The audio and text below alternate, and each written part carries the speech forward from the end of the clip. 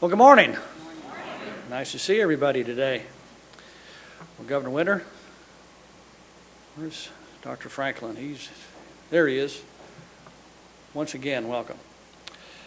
Today, with the discussions you're having here in Tulsa that we're participating with, we continue to bridge our past with our future, because history is a great teacher, as we all know.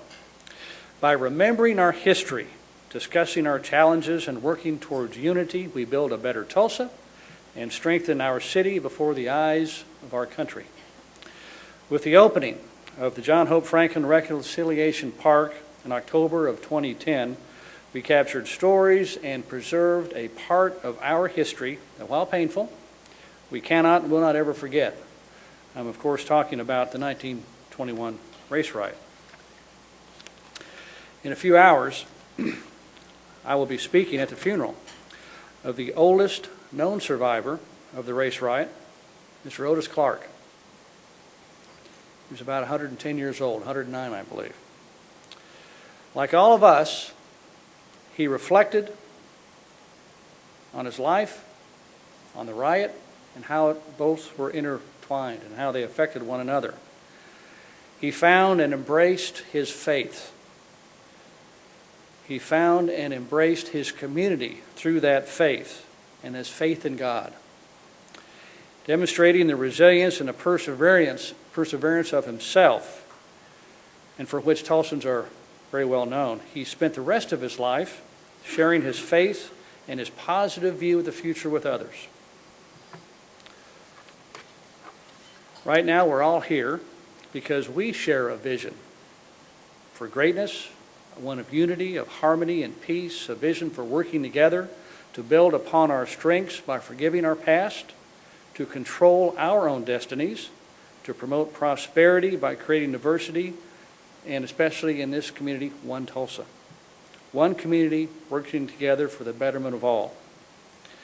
I welcome those from out of town today and hope you will see what a great city we do have, that we've built upon such an enterprising spirit.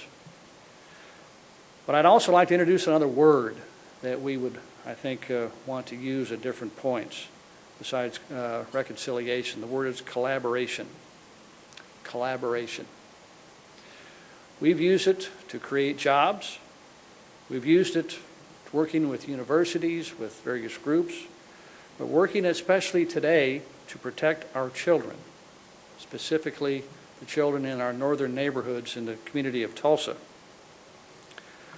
I want to thank the religious community, the ministers and congregation that my wife Victoria and I have been working with over the past 2.5 years, because they have stepped up to assist us in identifying and unifying the effort to help our children, especially this summer.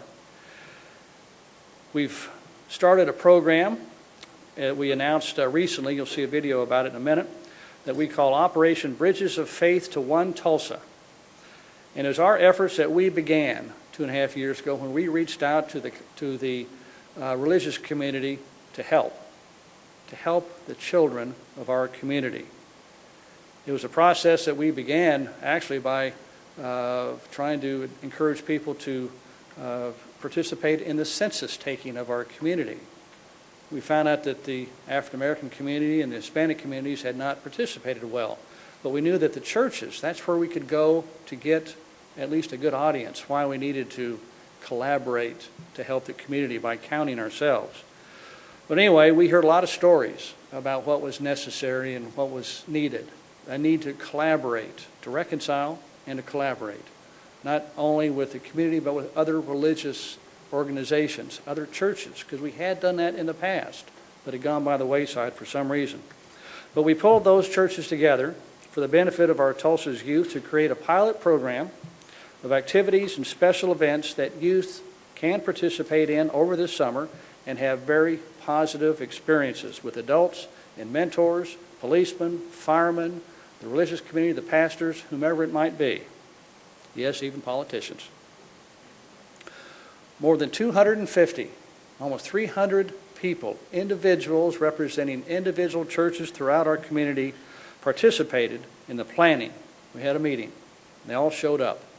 Stunned everybody. and it was terrific. I was so proud I almost cried. But we began putting together a variety of people that wanted to help, collaborate, work together to provide opportunities for people to be safe and to have something to do this summer, to keep them out of harm's way and out of bad opportunities.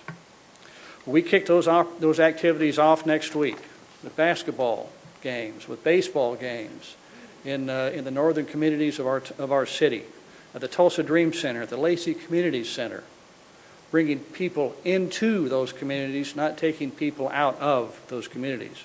But we're doing this so our youth will see that Tulsa is a safe place and that one that they can see will provide educational, social, and job opportunities for their future and ours. At this time, I'd like to show you the video that we created in the mayor's office about announcing the Bridges of Faith effort. For those of you that are seeing it for the first time, you'll see the scope of our efforts, a community working together. We can see the video, please.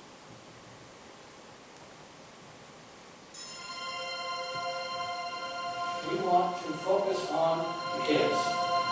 Give them something to do this summer. Gang leaders are out there daily recruiting our children. We're going to start a pilot project. We must unify or die. Lives, and so they have nothing to look forward to. If they don't value their lives, then we see the effect of that. They don't value the lives of others. I've been looking for something that would bring the city together, that would give these young men and women a greater hope, a great opportunity. And I'm grateful that this is finally here. The church is the Northside community. The way, the heart, and the soul of this community. Everybody come together on May 1st. Let's make this thing a reality.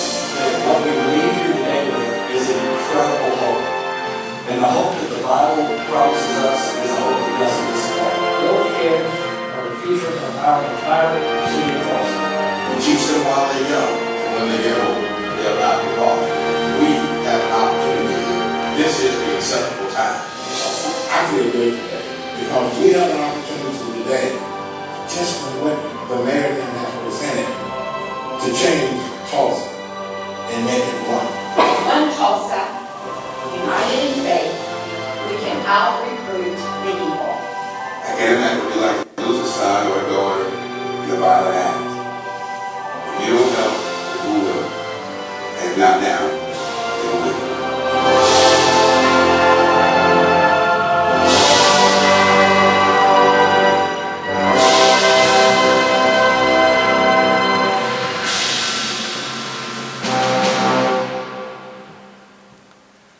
I hope you see the vision that they see that we've experienced in the collaborative effort and the reconciliation that was exhibited in that short video.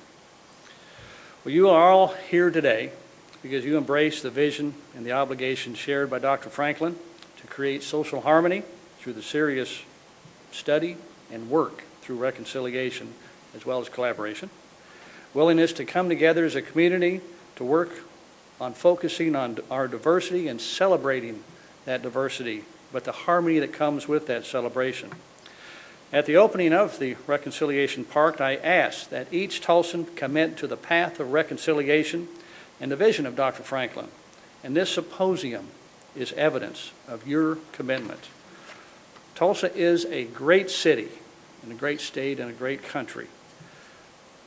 But what makes Tulsa the best is our people. How we choose to live with one another today will determine how our children will live and interact with each other tomorrow. A major measure of our success in our efforts of reconciliation and collaboration will be the number of jobs created in the areas of our community that have been left behind too frequently. But that is the subject of another speech at another time. I would now like to read a short proclamation. Whereas, on this day we remember the lives lost and affected